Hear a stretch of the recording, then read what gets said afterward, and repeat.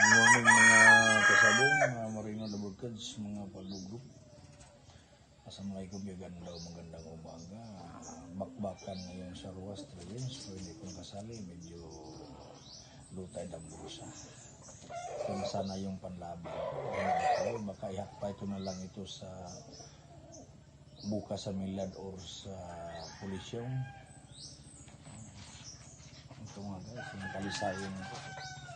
Handang-handa na talaga ilaban ito at saka yung sinibalan ko o bangkas at saka yung abuhin.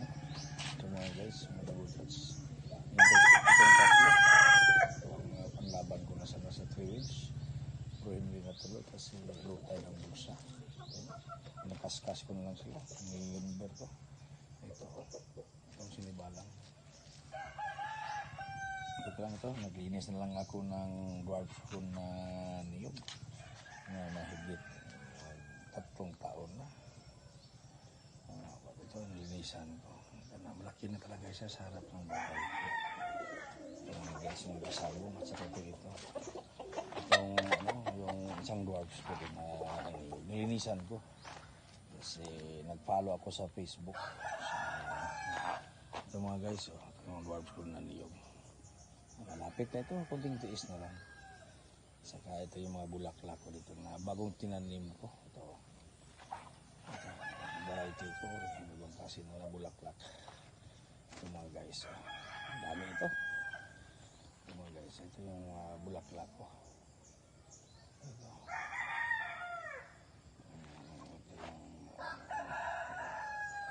Ito yung mga banda ko. Ito yung mga bulaklak ko mga guys, mga kasabong.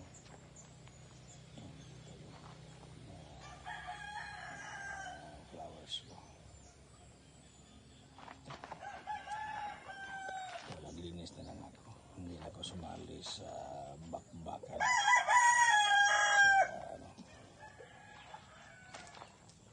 guys, naglinis ako sa bakuran mga guys.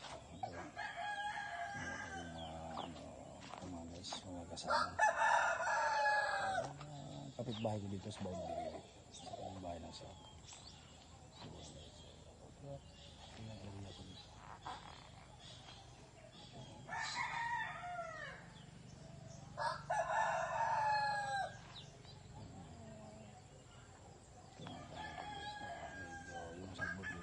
tag-init na yun, mahirap. Tiis na ako nadilig. Ito yung mga dwarfs ko na niyog at anong bahay ko. Ito lang mga guys, dabukads. Thank you so much. Good morning. Assalamualaikum, magandang Friday ngayon. April 17. Magandang umaga. Assalamualaikum, magandang good day and God bless. Amen. Thank you so much. Good day. Good evening mga guys, Dabukas mga kasabong, April 17 ngayon. Ito na yung manok ko kanina pinakita.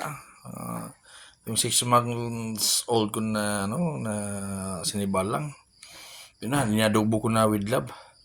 Dalawang niyog talaga ito mga guys, Dabukas. Ito ang tunay na parang Bicol Express talaga. Dalawang niyog, dalawang